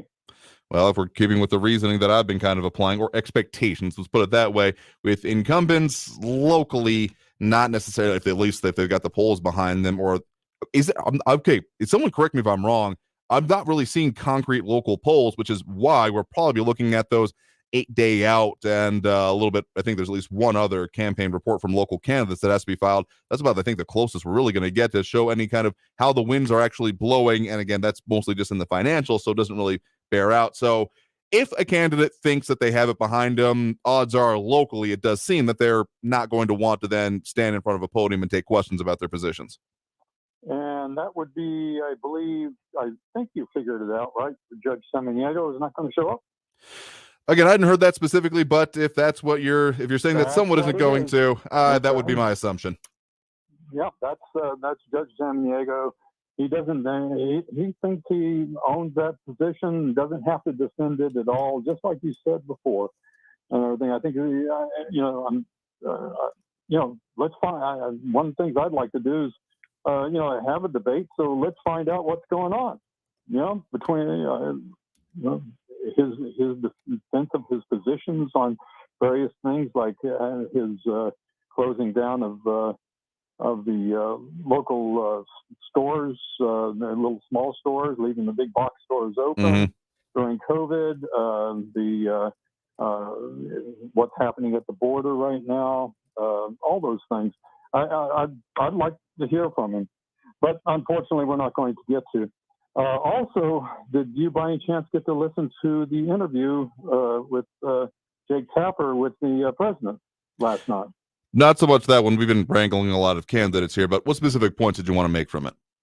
Well, if you listen to the questions from Jake Tapper and the answers from Joe Biden, it should scare you to death that this is the guy that's the leader of the free world. Biden was befuddled Biden. I'm sorry, I'm not the best speaker either, but and I'm an old guy. But it's a matter that I don't want to lead the free world. This guy's leading the free world, and some of his answers were just there wasn't any point to him. And when he answered a question, he went off subject a lot. He doesn't know what he's saying. Well, I've said it for a minute now that as many as there are some wonderful older folks in my own life, I would very much like for this country to maybe move beyond septuagenarian and even sometimes octogenarian rule, but doesn't seem to be the trend as of late. Yeah, and it seems like one other thing that Biden's doing now is, I guess we've taken all these Venezuelans into our nation. Now we can look to them to rescue him from high gas prices, because we're now going to them and begging them to give us some of the most dirty oil in the world. So we're going to, we want the clean energy, but we're going to Venezuela, who produces some of the dirtiest oil in the world, and we're begging them for oil so our gas prices won't go up. I mean, I guess something to be said about at least focusing on gas, and even as the electric revolution in vehicles is being touted, realizing that even if you want that to happen, a transition period needs to happen, is to benefit in its own right. And I'm not anywhere near qualified to, I'm not saying I know if or not Venezuela is true sweet crude. I have more issues with the government of it that we're then therefore having to interact with, particularly given the statements and positions we've taken on them previously. Yeah, it's a little bit of a problem. Yeah, we're looking to scale down Venezuela's sanctions in order to make it where they'll give us this. I mean, all you got to do is look it up, and it's rated as the dirtiest oil in the world. So that makes a whole lot of sense for climate change, doesn't it? Yeah, well, again, reality prevails sometimes, and if we're going to crater everything while waiting for the revolution of technology to happen, sure, it might happen, but anyone expecting to burn down a system so they can roll over the ashes, I'm going to have some serious issues with and significant disagreements. You think it's a good idea to go to Venezuela for oil? Well, since the whole Saudi Arabia thing doesn't seem to be working out for the moment, at least not before the midterms, as at least someone else mentioned there, I think needs must when the devil drives, but why we let him get in the driver's seat in the first place, I have no idea. Okay. All right. I guess I'm not going to get you to say anything. Okay. But anyway, I appreciate the time, and befuddle been out, and let's go, Brandon. All right. Appreciate the point in the call. You have a good one there. Thank you. All right, we got to take that next break now. We have some people patiently on the line that we'll get to, and a correction to be made that mispronouncing that lieutenant governor candidate. It's Mike Collier. I've been apparently pronouncing it the French way, so apologies there. But in any case, we'll talk more about that and a whole lot more. Again, that number to call if you want to get on the line is 915-544-5876, 915-544-KTSM. Back after this break with more Talk El Paso here on News Radio 690 KTSM. Don't go anywhere.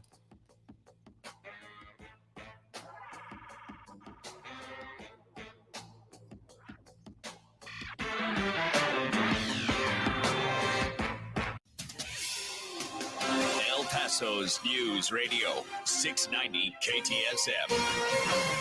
Hello, everyone. This is Robert Olguin with your KFOX 14 News Update. More criminal cases in the El Paso County court system could be dismissed next week. The El Paso Public Defender says another 400 motions to dismiss cases was filed today due to inaction from the El Paso DA's office. The filings are expected to be heard next week. A judge will decide whether or not to dismiss those cases. If the cases are dismissed, the DA's office has said that it could refile those dismissed cases. An audit from the city of El Paso shows that the city's water parks had a $1 million deficit in 2021 and are projected to have a $3 million deficit by the end of 2022. While El Paso water parks are losing millions of dollars each year, the city has said that the parks were never meant to create a profit. City services, such as libraries, museums, and recreation centers, do not make money. City officials say the water parks are no different. This has been your KFOX 14 News Update. I'm Robert Olguin. News Radio 690. Traffic all day. Heavy congestion on the 54 Patriot southbound at the 10 at ramp D, as in David. The right interchange ramp is partially blocked. I-10 eastbound slow from Trans Mountain to the 54 Patriot with 8-minute delays. An accident reported dire at Sun Valley Drive, and an injury accident George Dieter southbound at Scott Simpson. Carrie Edwards, El Paso traffic. From the CBS 4 Warn Weather Center, I'm forecaster Vania Castillo. We're in for another beautiful Wednesday here in the borderland. Definitely seeing those temperatures increasing, though. We are expecting to reach a high of 83 degrees here in El Paso, 80 in Las Cruces. And while that is closer to average for this time of the year, definitely warmer than the temperatures we've been seeing. We're also expecting to stay pretty dry today, but that could change as early as this weekend. We are expecting to see that rain making its way back into the borderland, as well as cooler temperatures. This report is sponsored by the Our American Stories podcast. Did you know that Duke basketball's famous or infamous Coach K was nearly fired in 1983? A move which would have kept his legacy from even happening in the first place. Be sure to catch this week's edition of Our American Stories on the iHeartRadio app, on Apple Podcasts, or wherever you get your podcasts. A construction site is a noisy place where things can be misinterpreted. We need to redo the drywall. It can sound a lot like, rewire the hull? They're firing Paul? Wait, what did I do? Or even, Install a waterfall. Whose dumb idea was this? be on the same page at every stage with Autodesk. From the designers to the field crew to the owner of the finished building, Autodesk Construction Cloud gives everyone clarity. Now, how about that drywall? For the local issues and discussion you won't get anywhere else, turn to Talk El Paso, weekdays at 4 right here on News Radio 690 KTSM, brought to you in part by the El Paso Community Foundation. Sound off on what matters to you, Monday through Friday, 4 to 6 p.m., and let's talk El Paso. When it comes to our judges, experience and qualifications matter. Justice Jeff Alley at the 8th Court of Appeals graduated in the top 10% of his law school class. He practiced law for 29 years before coming to the Court of Appeals, where he has been for the last 8 years. The only candidate in this race who is board certified in civil appellate law. A principled conservative who fairly applies the law as written. We need to keep Justice Jeff Alley at the 8th Court of Appeals. Political ad paid for by Justice Jeff Alley in accordance with the voluntary limits of the Judicial Campaign Fairness Act. Recycle your old technology free during Staples Free Tech Take Back. Items like old modems, mice, and mobile phones, or cables, calculators, and camcorders. Staples Rewards members get $5 back in rewards. Exclusions apply. Limit 1 reward per month. Visit staples.com/recycling. Recycle at Staples. This report is sponsored by Staples Stores. The most current and comprehensive. Just minutes away at the top and bottom of the hour. And always online at KTSMradio.com. News Radio 690 KTSM El Paso. Live from the KTSM AM 690 studios, it's Talk El Paso with Andrew J. Polk. To be a part of the show, call 915-544-KTSM or follow on Facebook at facebook.com/Talk El Paso. Now here's your host, Andrew J. Polk. Thank you all so very much for joining us here for Talk El Paso, airing live on News Radio 690 KTSM. I'm your host, Andrew J. Polk. Thank you for tuning in, however you may be doing so, be it on air, online, live, streaming through the free and reliable iHeartRadio app, or joining us over on the various social media pages we're up on these days, facebook.com/Talk El Paso, the Talk El Paso channel over on YouTube, Twitter at Talk El Paso, or twitch.tv, Andrew J. Polk. A lot of stuff we're going to be getting into and continue to do so. Of course, keep the calls coming. Full up at the moment, but if you want to squeeze in later when there is availability, that number to call is 915-544-5876, 915-544-KTSM. And a lot of comments coming in there, including Calvin Williams on the last point about dirty oil. Is it because they pollute the air more? Is there anyone, or is more than anyone else, or is it more difficult to refine? You don't know the answer. Do some research. So, thankfully, with my Google foo, actually a Reuters article from 2017 on this matter. I mean, they can chart a whole list of the declining output, but specifically this one references the quality. So to quote directly from it here, the quality, the dispute involves cargo soiled with high levels of water, salt, or metals that can cause problems for refineries, according to sources in the internal state Venezuela agency PDVSA trade documents seen by Reuters. Again, commenting directly on their article from it. So essentially it's impure is what it comes down to. So it's not just crude oil, I think, is the real issue there. And this is substantiated by other more recent reporting I'm seeing as well. This is the most concise reference I found. And I mean, the idea of drilling here locally, yeah, there's potential for it, though I don't know there's some concern about, well, not locally, but regionally or nationally anyway. Though I do know that there is some concern about the willingness of companies to actually do it, that sure, oil and gas leases may have their own issues, but those holding them aren't necessarily drilling either. And also the idea of it taking time to do that. I know, like, the pipeline used to get brought up a lot there, and not even sure if it would have been up and running now if it hadn't been stopped at the beginning of the administration. But thinking that it like turned off an existing pipeline, not exactly. So finding solutions until push comes to shove would be a nice thing. But well, I'm not going to hold my breath on that either, even if there's some other points about Ukraine and things like that being made here. Let's jump back into those phones now. We do have Barbara on the east side here with us right now. Barbara, thanks for joining us. Thank you, Andrew. It's on the west side. You've had a long day. Oh, thank you. Yeah. This is a short public service announcement. Mm-hmm. I sent an email to City Council and the mayor regarding the dashboard that they put up. And I asked them, why do we not have the dollar amount that we're spending of our tax dollars on this illegal immigration surge? And I did get a response. Every councilman read the letter. I got a response from a couple. And one indicated that they had taken my questions to the group that's doing the website, and they are working on putting the cost on the website. So we can see, I guess, on a daily or weekly basis, how much of our tax dollars is being used for transportation, for food and housing. So I was glad to hear that. Fair enough. But I wanted to pick up where I left off yesterday on talking about the lawlessness of this administration. And today's example, I want to use the abuse of power by the president regarding his unilateral desire to issue a blanket pardon for federal offenders, and by single-handedly changing the federal restrictions. He asked the DOJ to develop administrative process to issue the pardons. Well, it turns out that might not be possible because they don't have a database of federal marijuana offenders. So then he asked the DOJ and HHS, Garland and Becerra, to review the federal law on marijuana and find ways to reclassify or reschedule that. Well, this too is problematic because Congress created the Controlled Substance Act. So neither the DOJ nor the HHS can do anything regarding that. It requires another act of Congress. In addition to that, the FDA has to do a scientific and medical analysis, who in turn recommends a change, if there's one, to the DEA. So those are a lot of steps. So I figured, what's Biden going to do? Well, true to form, I think he's going to bypass Congress and ignore the federal statutes and issue the blanket pardon. And the Attorney General in Ohio stated, and I'm going to quote him, what Biden did is the most political, cynical abuse of the pardon power in history. Pardons are supposed to be on a one-on-one basis. Mm-hmm. And so amazingly, how did we get here in the first place? Well, in 1994, Biden himself authored the Violent Crime Control and Law Enforcement Act. Mm-hmm. And that resulted in mass incarceration of Blacks and Hispanics. And it also, get a load of this, it literally encouraged law enforcement to conduct, and I'm quoting, more drug-related arrests. Finally, it allocated millions of dollars, hold on to your chairs, for the states to build more prisons. So here he is, and he's encouraging the states to issue pardons too on a law that he himself authored.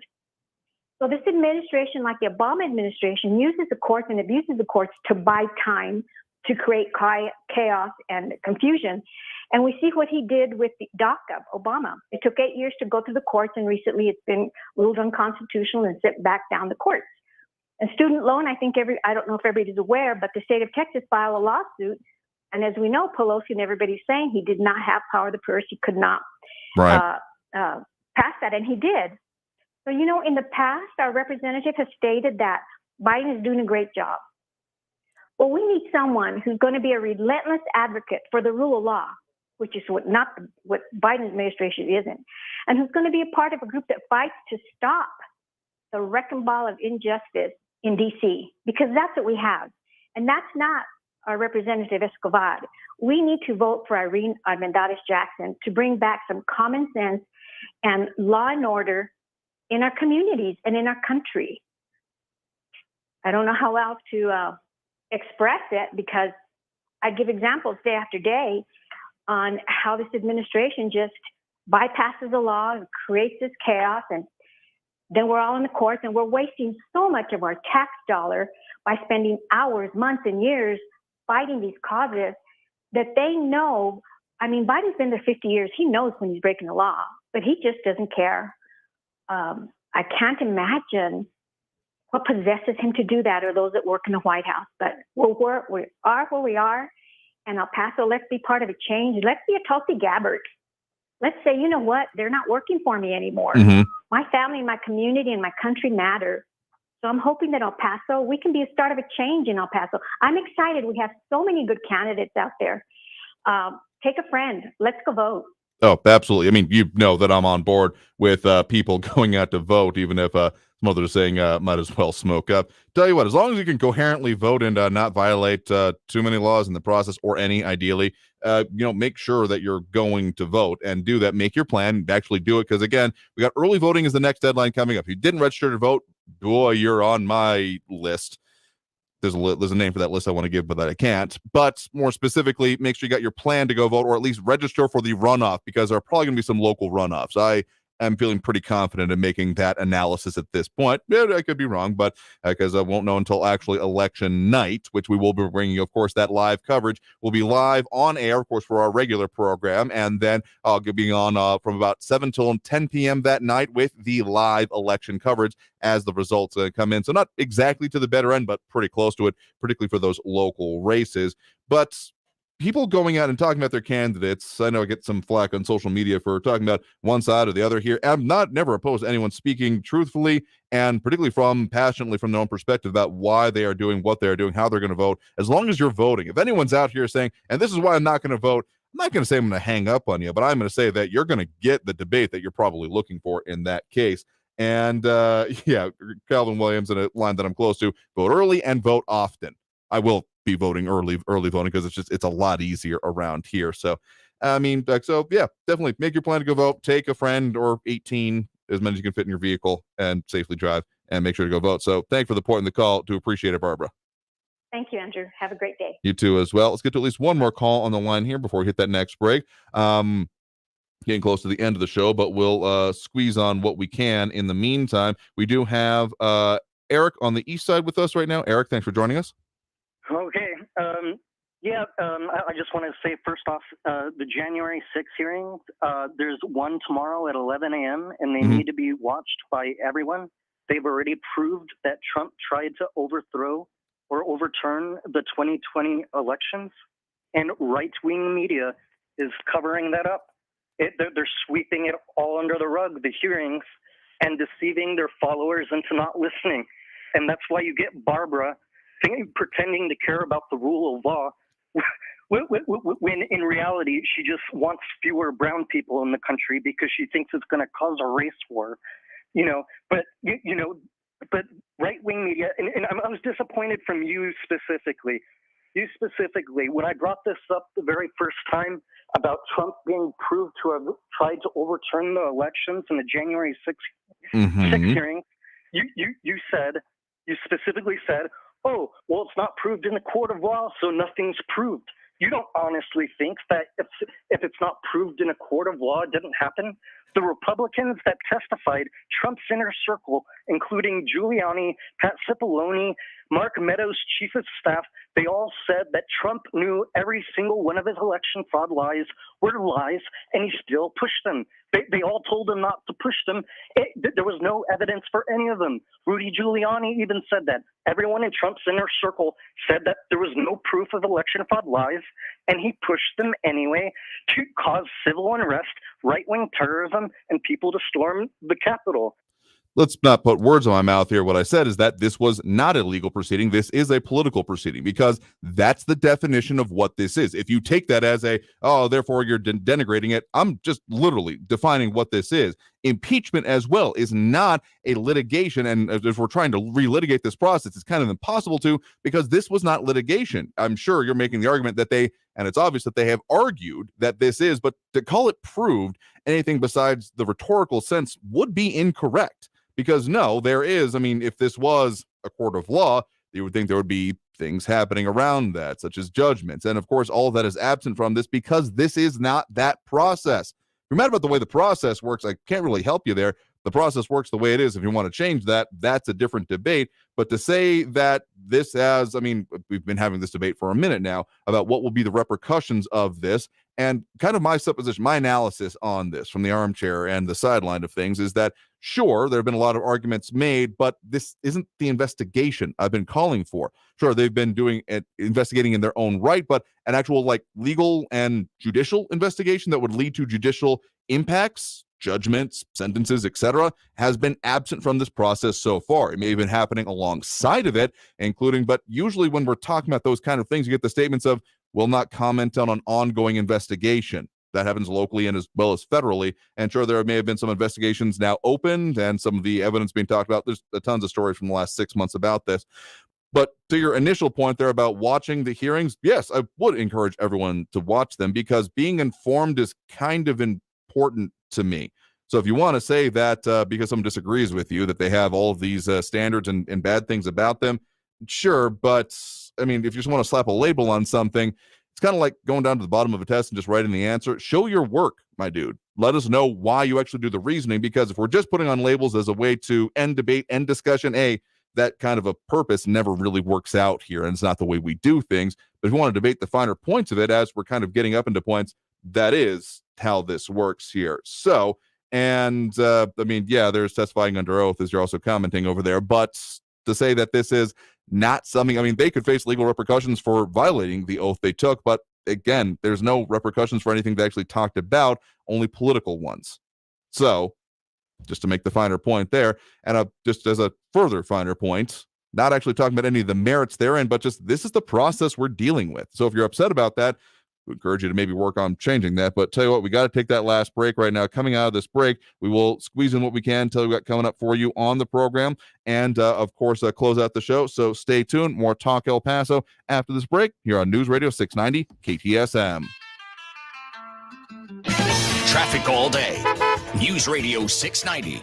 If you're southbound on the 54 Patriot towards the 10, you're going to see some backup. An interchange ramp is blocked on ramp D in the Spaghetti Bowl. There's a backup to Montana. I-10 eastbound between Trans Mountain and the 54 Patriots, 5-minute delay. Accident reported northbound Dyer at Sun Valley Drive, and an injury accident George Dieter southbound at Scott Simpson. Carrie Edwards, El Paso traffic. This report is sponsored by the Mark Moss Show podcast. The UN just demanded all central banks to stop rate hikes, and now any recession is expected to be short and sharp.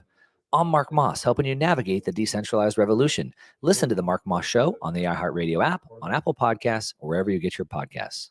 You wash your hands, you brush your teeth, but what about the nose? How do you clean your nose? With Navage. Navage uses powered suction to pull saline in one nostril, around the back of the nose, and out the other nostril, flushing out allergens, mucus, and germs. And it's why cleaning your nose, the body's air filter, is the next evolution in daily personal hygiene. People try Navage for lots of reasons: sinusitis, colds, allergies, snoring, things that make it hard to breathe through your nose. But over time, they find that cleaning their nose makes them feel better, a lot better. Over 3 million Navage users have written more than 100,000 reviews, averaging 4.7 stars, saying, "Best product I've ever used," and "Amazing, I love my Navage." Navage helps you breathe better, sleep deeper, and snore less, but the biggest payoff is improved health. Navage is good personal hygiene and can help you stay healthier. At Walmart, Walgreens, CVS, Rite Aid, Target, and online. Navage, N-A-V-A-G-E, clean nose, healthy life. Realtors abide by a code of ethics. This is Article 9 in action. Beth, a first-time homebuyer, knew nothing about the home buying process, except that she wanted to buy a home. But her realtor had the expertise to make sure Beth understood every document, even giving her copies to review with her lawyer so Beth could close on her first home with confidence. Complicated things explained in simple terms. The difference between an agent and a realtor is real. Realtors are members of the National Association of Realtors. That's who we are. Is there a calculator that can't compute in your kitchen drawer?